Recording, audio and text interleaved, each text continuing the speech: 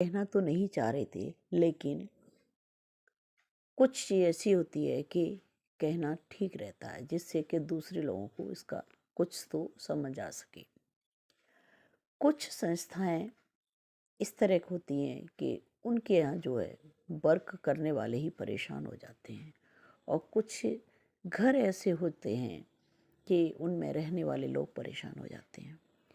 लेकिन देखो, यदि किसी अच्छे प्राणी का हृदय दुखा, चाहे वो घर हो चाहे संस्था, और उसे छोड़नी पड़ गई, तो समझ लेना न वो घर चल सकता है न वो संस्था। तो देखो, कितनी ही संस्थाएं ऐसी हैं जो बंद हो गई। कारण कुछ और नहीं था, कारण ये था कि अच्छे प्राणियों का वहाँ पर दिल दुखा, या आपने किसी का पे नहीं किया, पैसा पे नहीं किया, दिया नहीं, तो आपको तो उसका बहुत बड़ा नुकसान हुआ।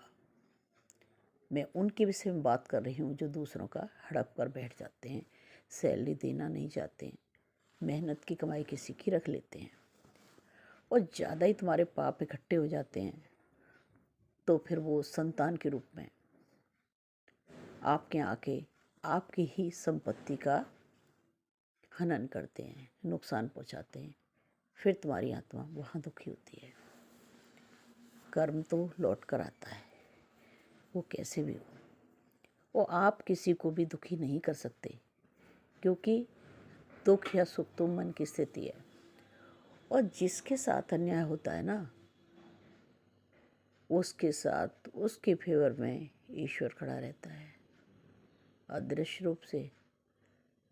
वो आपका अधर्म या किसी भी प्राणी का अधर्म ले डूबता है उसे।